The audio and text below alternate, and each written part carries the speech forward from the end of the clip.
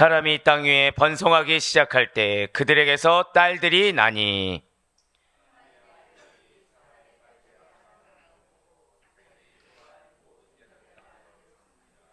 여호와께서 이르시되 나의 영이 영원히 사람과 함께하지 아니하리니 이는 그들이 육신이 됨이라. 그러나 그들의 날은 120년이 되리라 하시니라.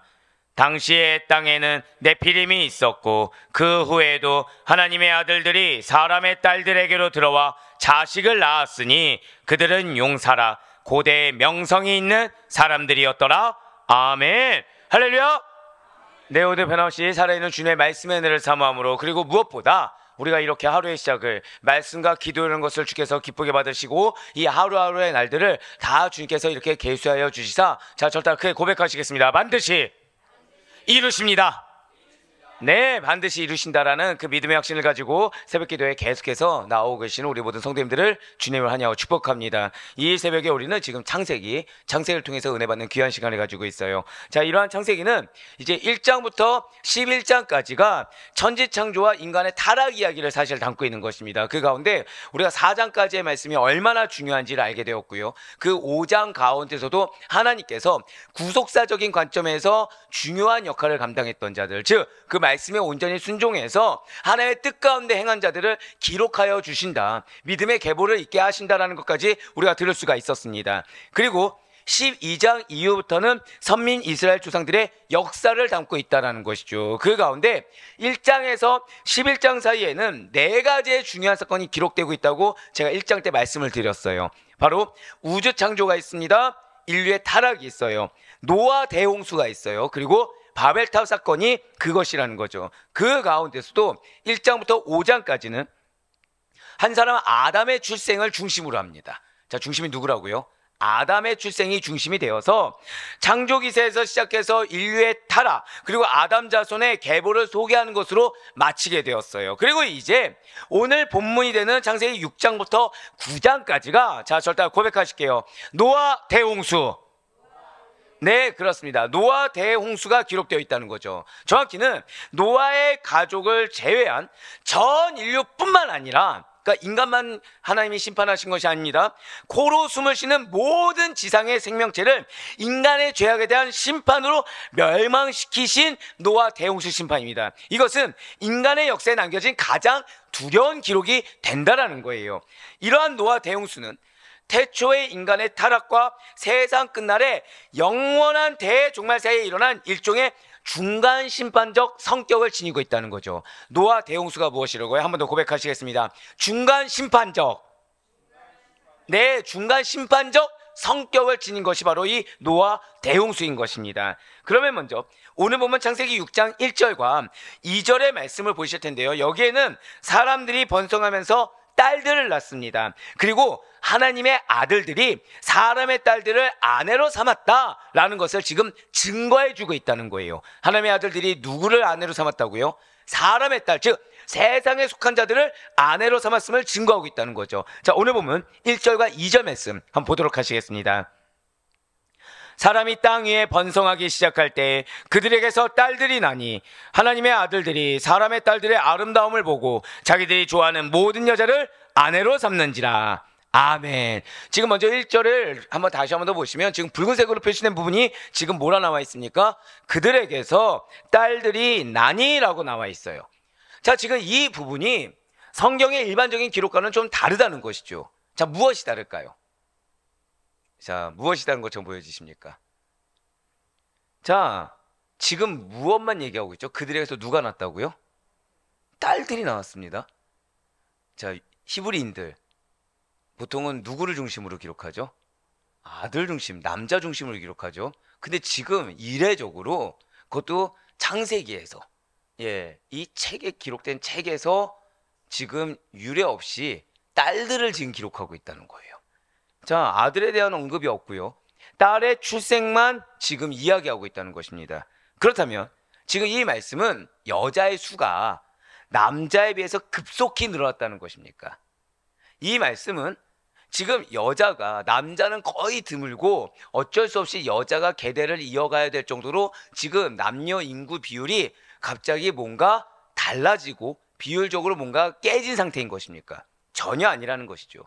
단지 이 말씀은 사람들이 번성하기 시작했을 때, 자, 절 따라 고백하실까요? 여자들로 인하여. 그렇게 보셔야 돼요. 그러니까 여자들로 인해서 어떤 결정적인 문제가 생겨날 것을 암시하는 역할을 해주는 것입니다. 그러니까 일반적이지 않은, 여러분들이 이걸 기억하셔야 돼요. 여러분들의 삶 가운데 일반적이지 않는 무언가 독특한 사건이 일어날 때가 있습니다. 그러면은 이 독특한 사건이 내포되는 의미를 우리가 분별하지 않으면 이 이후에 오게 될 하나님의 예비하신 뜻하심을 우리가 알아차릴 수 없다는 거예요. 나의 일반적인 삶 가운데 어떤 독특한 사건이 개입할 수가 있습니다. 근데 이 독특한 사건에는 절대 고백하실게요. 반드시 영적 의미가 내포되어 있습니다.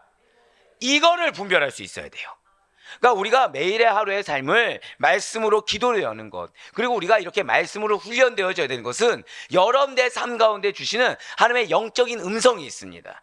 하나님의 영적인 뜻이 있다는 거예요. 그거를 분별하기 위해서 우리는 매일같이 훈련해야 된다는 거죠. 매일같이 말씀에 깨어 있어야 된다는 것입니다. 그렇지 않으면 우리의 삶 가운데 하나님께서 일부러 그 사건을 개입시키실 때가 있어요. 그럼 그 사건을 통해서 하나님께서는 영적인 상태를 분별하게 하신다는 거죠. 영적인 뜻이란 것을 분별하게 하신다는 것입니다. 왜요? 그 이후에 오게 될 무언가 하나님의 뜻하심의 사건이 있다는 거예요.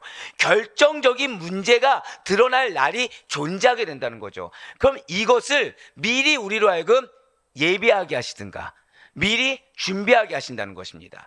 그런데 그 순간에 닥쳤을 때 이 영적인 뜻에 대해서 우리가 분별하지 못한다고 한다면 이 다음에 오는 사건에 대해서 이것이 무엇을 의미하고 어떻게 해결이 되는지 알아차릴 수가 없다는 거예요.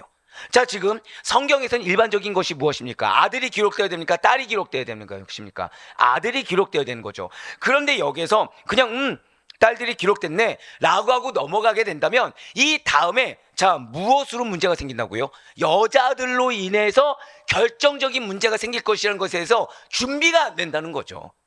결국 지금 그들에게서 딸들이 나니 라고 하는 이 말씀에 하나님의 영적인 의미를 받아들인다. 하나님이 이 말씀을 이렇게 기록한 것에 대해서 영적인 의미를 받아들인다고 한다면 하나님의 아들들은 무엇을 주의하면 되는 것입니까? 여자들의 문제를 주의하면 되는 거라는 거예요. 여자들의 문제를 주의하면 되는 것인데 분별력이 없었다는 거죠. 하나님은 선하신 하나님이십니다. 믿으십니까?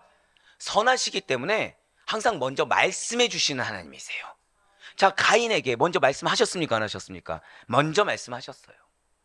하나님은 단 한 번도 그냥 심판을 내리시는 법이 없습니다. 미리 말씀하시는 하나님이에요. 그럼 우리가 해야 될 것은 그 말씀을 받아들이는 것입니다. 예, 그 말씀을 분별해야 된다는 거예요. 그렇지 않으면 그 이후에 다가오게 될 액시던트에 대해서 우리는 표면적인 걸로만 받아들이게 되지 이것이 왜 발생했는지, 그러면 그 안에 하나님이 어떻게 하길 원하시는지 전혀 분별할 수가 없다는 것입니다. 예, 맞아요. 지금 일반적인 기록과 다른 기록을 하게 하셨습니다. 그러면 여기에 대해서 왜 이런 말씀을 기록하게 됐는지 분별했어야 되는데 지금 하나님의 아들들은 그것을 지금 분별하지 못했다는 거예요. 예, 맞아요. 사람들이 번성하기 시작했을 때 여자들로 인해서 어떤 결정적인 문제가 생겨날 거야 라고 하면 지금 미리 말씀하신 것입니다. 그래서 그들에게서 딸들이 나니라고 원래대로 한다고 한다면 기록조차 되지 않을 부분을 기록하게 하셨다는 거예요. 예, 맞습니다. 지금 이제 여자들은 육체적인 아름다움만을 추구합니다. 그리고 믿음의 계보를 지니고 있는 남자들이 이에 미혹됨으로 말미암아 이 세상이 급속하게 타락하게 될 것을 지금 본문이 미리 암시해주고 있다는 거예요. 자, 무엇으로 인해 타락된다고요? 육체적인 아름다움만을 추구하는 여인들로 인해서 누가 미혹됩니까? 믿음의 계보를 잇는 자들이, 가인의 계보가 아닙니다. 셋의 계통에 의해서 믿음의 계보를 잇는 자들이 바로 그런 여인들의 아름다움에 미혹되어서 이 세상이 타락하게 될 것을 암시해주고 있어요. 자, 2절 말씀을 보시면 하나님의 아들들이 사람의 딸들의 아름다움을 보고 자기들이 좋아하는 모든 자로 하여금 아내로 삼았다라고 지금 말씀하고 있습니다. 즉, 지금 믿음의 계보를 잇는 아들들의 배우자에 대한 기준이 무엇입니까? 믿음이 아니에요. 현숙함이 아닙니다. 여자의 외모에 있다는 거예요. 여자의 외모에 마음을 빼앗겨서 자기 좋을 대로 배우자를 선택하였음을 알 수가 있다는 거죠. 자, 이전에 지금 말씀하셨습니까? 안 하셨습니까? 그들에게서 딸들이 난다라고 해서 미리 말씀해 주셨어요. 예, 미리 말씀해 주셨어요. 근데 하나님의 아들들, 즉 믿음의 계보를 있는 아들들은 분별하지 못했다는 거예요. 말씀이 주셨는데 그 말씀을 그냥 하고 넘어간 겁니다. 지금 그 말씀을 왜 갑자기 이렇게 주셨는지 전혀 분별하지 않았다는 거예요. 그냥 넘어가 버렸다는 거죠. 그러니 어떻게 됩니까? 급속히 타락하게 됐어요. 급속히 세상적으로 흘러가게 되었습니다. 이것은 지금 가인 계통의 자손들에 대한 이야기가 결코 아닙니다. 노아 당시에 셋 계열의 사람들의 타락상을 잘 보여주고 있는 말씀이라는 거예요.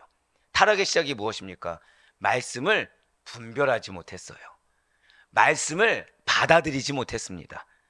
분명 하나님을 떠나서 인간이 주인으로 사는 세상을 만들었던 가인의 후손과는 다릅니다. 아예 오장을 할애하실 정도로 믿음의 계보를 있는 자들이 얼마나 중요한지를 말씀하신 하나님이에요. 예, 맞아요. 셋의 후손들은 지금까지는요, 여호와의 신앙을 면면히 유지하면서 경건한 삶을 잘 살아왔습니다. 이 생명책에, 믿음의 책에 기록이 될 정도로 이 경건한 삶, 신앙의 삶을 잘 유지해왔다는 거예요. 하지만 점차 시간이 흐르기 시작했습니다. 이에 셋 후손들의 신앙적인 열심, 경건함, 그 다음에 신앙적으로 잘 지켜왔던 신앙의 루틴들이 다 식어지고 깨어지기 시작했다는 거예요. 그러니까 그동안 잘 지켜왔던 것이 이제는 깨어졌습니다. 왜요? 말씀을 그냥 흘려 넘겨버렸어요. 왜요? 그러면서 자신의 감정, 자신의 욕구에 집중하기 시작했다는 거죠. 마침내 어느 순간 가인의 후손들과 같이 죄악의 자리로 떨어지고 말게 되었다는 거예요. 즉 셋계열의 남자들은 원래는 동일한 혈족에서, 즉 경건하고도 현숙한 아내를 찾았어야 되는데 그 대신에 자신의 육적인 욕망을 채우기 위해서 외적인 미모에 치우친 나머지, 자, 시작이 무엇이었습니까? 육적인 감정, 이 마음을 채우기 위해서, 자, 무엇에 치우쳤다고요? 외적인 모습, 예, 세상적인 모습에 치우친 나머지 불경건한 가인의 후손의 딸들을 택하여 아내로 삼았다는 거예요. 하나님께서는 이미 가인의 계보와 셋의 계보를 나누어 주셨는데 굳이 내가 내 감정, 내 마음에 치우쳐서 이것을 인간적인 눈으로 바라보니 누구를 선택했다고요? 분별해 놓은 것을, 구분해 놓은 것을 굳이 내가 가서 선택하는 어리석음을 범했다는 것입니다. 다시 말해서 셋계열의 남자들은요, 안목의 정욕, 육체의 정욕에 이끌려서 하나님을 모르는 불경건한 여인들과 결혼하는 것입니다. 그리고 이것은 분명히 여호와 신앙 보존과 확산을 저해하는 타락한 행위였다는 거예요. 즉 인간적으로 연약함을 호소할 수 있었습니다. 인간적으로 연약함을 호소할 수 있었어요. 예, 그런데 결론은 그의 모든 행동이 무엇이었습니까? 타락한 행위, 신앙을 저해하는, 그리고 복음을 전파했어야 되는데 복음을 전파를 저해하는 타락한 행위였습니다. 지금 이 셋 계열의 후손들에게 무엇만 있으면 됩니까? 믿음이 필요가 없어요. 미모만 있으면 되는 것입니다. 그저 외형적인 아름다움만 있다고 한다면 그녀가 믿음이 있는지는 물론 현명한지, 성품이 어딘지, 근면한지 등등의 다른 덕목들은 살펴보지도 않았음을 지금 밝히고 있어요. 이뿐만이 아닙니다. 더 심각한 문제가 있죠. 자, 가인의 계보를 이어올 때 무엇이 더해졌죠? 계보를 이어가면 이어갈수록 죄를 더했습니다. 그 죄 중에 하나가 무엇이었죠? 여러분들 기억하시는 거 혹시 있으신가요? 예, 괜찮아요. 예, 죄는 기억하고도 싶지 않기 때문에 기억 안 하신 걸로 생각하고, 그 더한 죄 중에 하나가 일부 다처제가 있었습니다. 즉 그러면은 셋 계열의 후손들에게는 이런 죄악을 더해간 모습이 있어야 됩니까? 없어야 됩니까? 절대 없어야 돼요. 그런데 지금 2절 말씀을 보면 자기에게 아내가 있든지 없든지, 그리고 여자는 결혼 경력이 있는지 없든지 등등의 여타 요소는 전혀 고려하지 않습니다. 그러니까 예쁜 여자라고 하면은 모두 다 뭐 해야 돼요? 내 여자로 만들어야 돼요. 모두 다 아내로 취하려고 하는 결혼제도 전체에 혼란이 있었음을 우리는 알 수가 있다는 거예요. 그러니까 가인 계통이 범한 죄를 굳이 내가 또 선택하고 있다는 거죠. 분명 결혼은 신성한 것입니다. 믿으십니까? 그리고 인생에 있어서 가장 중요한 만남이 바로 결혼이라는 거예요. 이러한 결혼의 조건에 있어서 최우선순위가 무엇입니까? 자, 절대 고백하실게요. 영적인 요소. 여러분들 가정에서요, 가장 중요한 거는 영적인 요소입니다. 이 영적인 요소가 배제된 가정은 가정이라고 할 수가 없어요. 왜죠? 하나님께서는 새 계통의 후예들에게 지금 무엇을 말씀하셨습니까? 영적인 요소가 가장 중요하다고 말씀하셨어요. 그 영적인 측면에 의해서 가정이 하나 되게 하셨습니다. 세상적인 요소에서는 가정이 하나 될 수가 없어요. 즉 세상적으로 흘러가려고 한다고 한다면 이 가정은 깨어질 수밖에 없습니다. 세상적으로 흘러가려고 했더니 무엇이 왔다고요? 결혼제도 전체, 가정의 제도의 전체 혼란이 왔다는 거예요. 예, 결혼과 가정에 있어서 최우선순위이자 전부는 한 번 더 고백하실까요? 영적인 요소. 믿음보다 앞서지 않습니다. 영적인 것보다 앞서지 않는다는 거예요. 그런데 지금 무엇입니까? 말씀을 흘려들었어요. 말씀이 전부가 되지 않았습니다. 세상적인 것, 외형적인 것이 전부가 되었어요. 그랬더니 이러한 영적인 측면은 바로 무시하게 됐다는 거죠. 지금 뭐가 중요해졌습니까? 내 개인의 감정이 중요해졌어요. 내 개인의 욕망이 중요해졌습니다. 개인의 상태가 더 중요해졌어요. 그러다 보니까 뭐에 포커스를 둡니까? 육체적인 아름다움만 있다고 한다면, 그러니까 내 이 욕구를 채울 수만 있다고 한다면, 예쁜 여자면 모두 다 아내로 삼아버리고자 광분하는, 즉 이성을 잃어버린 것 같은 당시 사람들의 심각한 타락성을 볼 수가 있다는 것입니다. 원어로 보잖아요. 이 말이 들어있어요. 이성을 잃어버린 것 같은. 인간적인 요소를 배제하게 되면요, 내가 옳다고 하는 행동이 이성을 잃어버린 것 같은 행동을 할 수가 있다는 거예요. 근데 그 모습이 어떤 모습입니까? 여러분과 저는 색계통의 후예들입니다. 믿으십니까? 근데 나의 행동이 가인계통의 후예인 것처럼 행동할 수가 있다는 거죠. 영적인 측면이 늘 항상 최우선이자 전부가 될 수 있는 우리 모두가 되길 간절히 소망합니다. 거기에서 배제되지 말아야 돼요. 그것이 전부가 돼야 되는 것입니다. 그렇습니다. 창조 때 주어진 명령이 있어요. 생육하고 번성하라라는 명령과 남자가 아내와 연합하여 한 몸을 이룰지라. 자, 누가 우선입니까? 없어요. 동일합니다.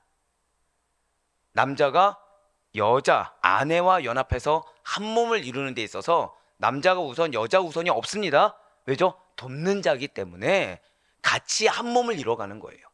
자, 근데 이 명령이 영적인 측면이 우선되지 않으면 깨어지게 됩니다.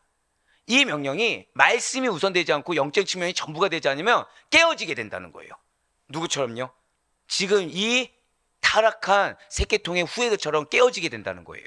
예, 더 이상 이제 사람에 의해서 하나님께서 특별히 구별하여 선택하신 새 계통의 후예임에도 불구하고 거룩하게 지켜질 수 없는 명령이 되어버렸다는 것입니다.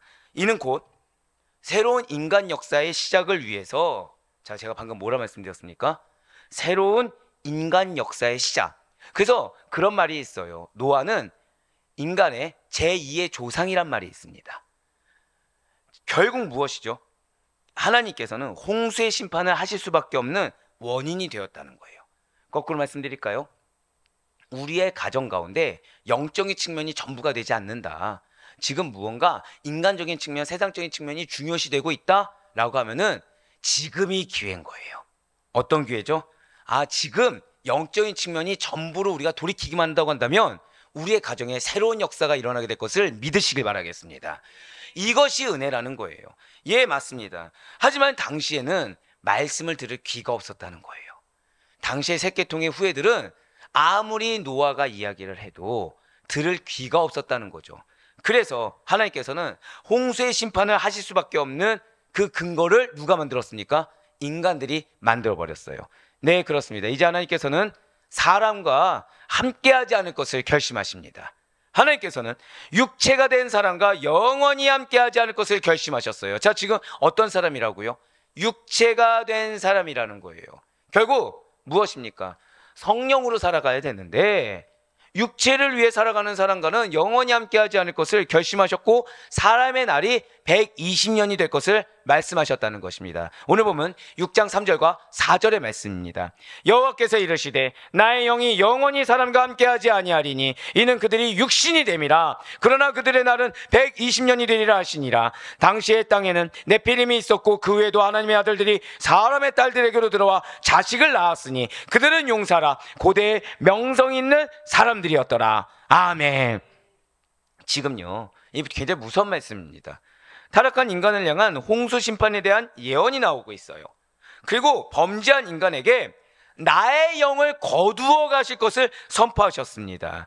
예, 나의 영이 영원히 사람과 함께하지 아니하리니, 즉 하나님께서 생명을 주셨는데 그걸 거둬 가시겠다는 거예요. 그래서 육신이 되게 된다는 거죠. 그러니까 우리가 인간적으로 사는 것이 이게 무서운 겁니다. 우리가 인간적으로 사면 하나님께서는 제일 먼저 하신 것이 무엇이에요? 당신의 영을 거둬 가신다는 거죠. 결국 우리가 이 땅 가운데 살아가는데 껍데기로 살아가게 하신다는 거예요. 전혀 그래서는 안 되는 거죠. 타락한 인간을 향한 홍수의 심판의 예언, 즉 홍수를 내기 전에 무엇부터 하시는 거예요? 나의 영을 거둬 가시는 것입니다. 즉 만약에 내가 지금 내 삶 가운데 어떤 하나님의 은혜로 인한 충만함, 성령의 충만함을 내가 지금 경험하지 못한다 라고 하면은 지금이 회개의 기회인 거예요. 지금이 돌이킴의 기회인 것입니다. 내가 그 말씀으로 인한 성령의 충만함으로 인한 은혜를 지금 누리고 있지 못하다, 하나님의 임재를 경험하지 못한다, 기쁨이 없다, 지금이 빨리 돌이켜야 될 때인 거예요. 왜요? 하나님이 지금 나에게 말씀하고 계시다. 빨리 돌이키라. 말씀하고 계시다. 지금 말씀을 내가 대면 받아들이고 있다. 말씀이 내 삶 가운데 실제가 안 되고 있다. 지금이 하나님께서 빨리 돌이키라는 은혜의 초청의 메시지인 줄 분별할 수 있는 우리가 되길 간절히 소망합니다. 네, 이렇게 하나님의 뜻대로 살지 않고 자신의 죄악된 욕망대로 사는 자들은 결국 영생복락의 천국을 소유하지 못하게 되는 것입니다. 이 땅 가운데 하나님의 은혜를 경험하지 못하게 된다는 거예요. 영생을 소유한 자들만이 누릴 수 있는 은혜가 내 것이 아니게 된다는 거죠. 아니, 어두운 지옥에서 영원히 슬퍼하며 이를 가는 고통을 맛볼 수밖에 없게 된다는 것입니다. 분명 예수님께서는 이에 대해서 이렇게 경고하셨어요. 마태복음 25장 30절의 말씀입니다. 이 무익한 종을 바깥 어두운 데로 내쫓으라. 거기서 슬피우며 이를 갈리라 하니라. 아멘. 예, 내쫓김을 받아도 회개가 안 된다는 거예요. 슬피우면 이만 간다는 거죠. 이 전에 말씀하십니까 안 하십니까? 말씀 주세요. 듣지 않아서 문제가 되는 것입니다. 듣지 않았음에도 불구하고 듣지 않은 나를 보는 것이 아니라 무엇을 하고 있다고요? 슬피우며 이를 갈리라. 진실로 성도는요, 항상 육체의 소욕을 불타는 자신의 몸을 쳐야 됩니다. 그래서 하나님의 말씀에 복종시켜야 돼요. 자, 제가 방금 복종해야 됩니다가 아니고 뭐라 말씀드렸죠? 복종시켜야 된다고 말씀을 드렸습니다. 그렇지 않으면 우리의 육신은요, 자, 새끼통의 후예예요. 사실 말씀드릴까요? 우리보다 더 하나님께 가까이 있던 존재들입니다.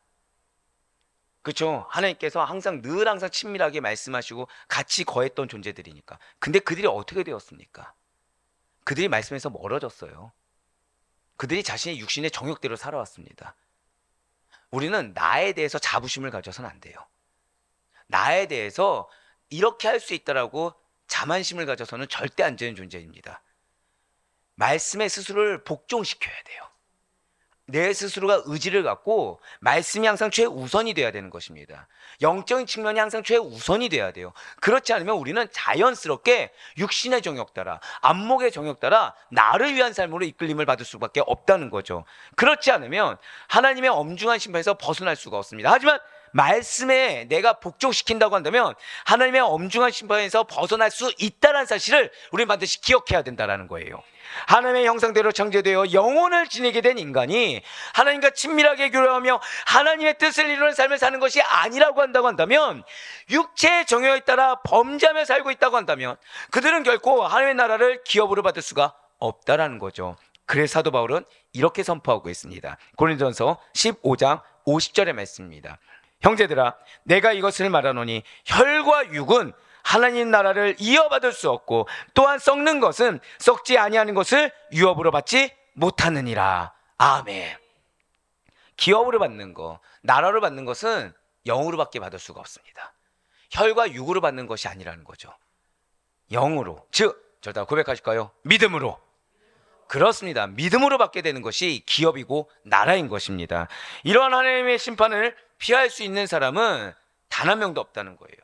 누구나 주님께서 다시 오실 때 자신이 행한 것을 결산을 받는 것입니다. 분명 하나님께서는 인류에게 지금 뭐라고 말씀하셨나요? 인류의 인생이 120년이 되리라고 말씀하셨어요. 즉 인류에게 심판을 120년간 유보해 주시겠다고 약속하셨습니다. 자, 120년은 결코 인간의 기대 수명이 아니에요. 그러니까 말씀을 잘 모르시는 분들은 여기서 그들의 날은 120년이 되리라 이 말씀에 인간 120년 사나 보다 이렇게 말씀하시는데 그것이 아니라 무엇이라고요? 지금 심판을 예언 주시고서 몇 년을 지금 유보해 주셨어요? 120년이라는 시간을 유보해 주신 것입니다. 기대 수명이 아니에요. 지금 심판 날을 120년 뒤에 심판할 거라고 말씀하신 것입니다. 하나님께서는 인간이 비록 부패해서 심판을 받을 수밖에 없는 지경에 이르렀지만 당장 심판하지 아니하시고 회개할 기회를 지금 몇 년간이나 주신 거예요? 120년이나 지금 주신 것입니다. 이어서 창세기 6장 4절 말씀 다시 한번 더 보시길 바라요. 지금 4절에서 보고 계시면 당시의 땅에는 누가 있었습니까?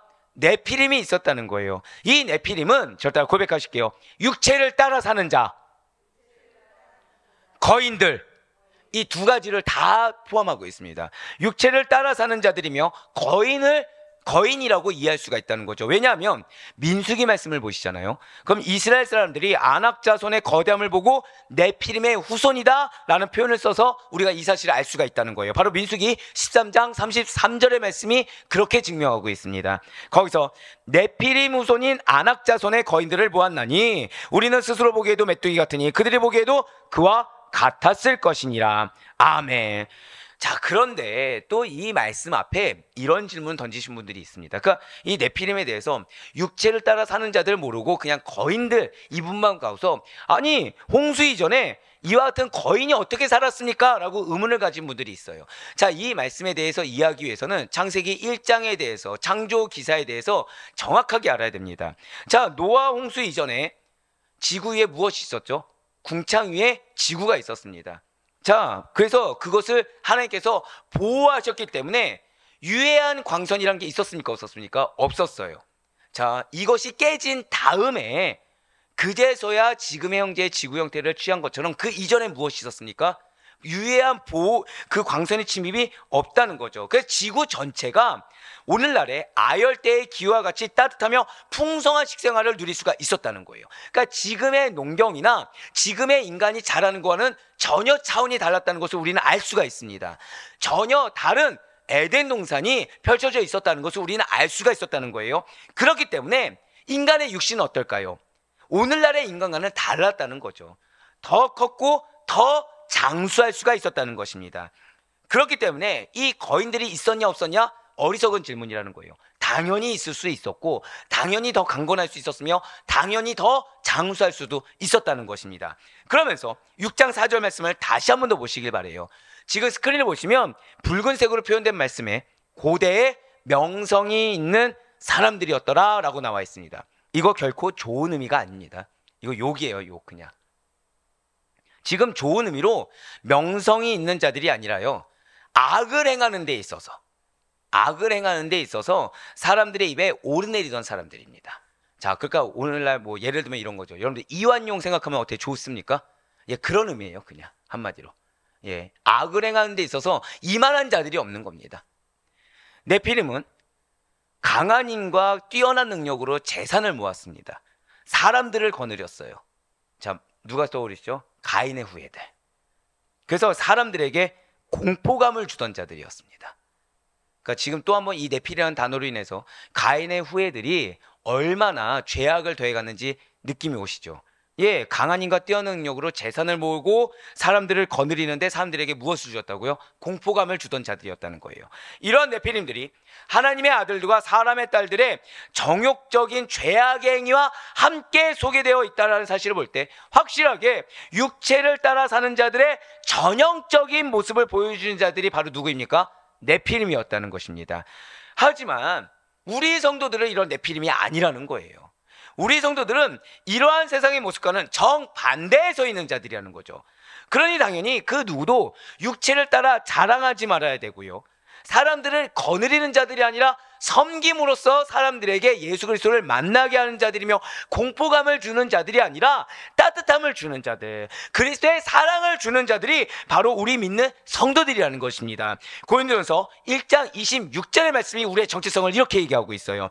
형제들아, 너희를 부르심을 보라. 육체를 따라 지혜로운 자가 많지 아니하며 능한 자가 많지 아니하며 문벌 좋은 자가 많지 아니하도다. 아멘.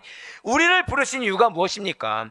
육체의 자랑에 앞서는 자들이 아니라는 거예요. 인간의 지혜를 자랑한 자들도 아니고 인간의 능력을 자랑한 자들도 아니고 문벌을 자랑하는 자들이 아니라는 것입니다. 세상의 조건을 자랑하는 자들이 우리가 결코 아니라는 거예요. 이렇게 육체의 자랑이 앞서거나 육체의 소유가 앞세운 자들, 세상의 문벌과 능력을 자랑하는 자들, 세상의 지혜를 자랑하는 자들의 미래는 멸망이라는 것입니다.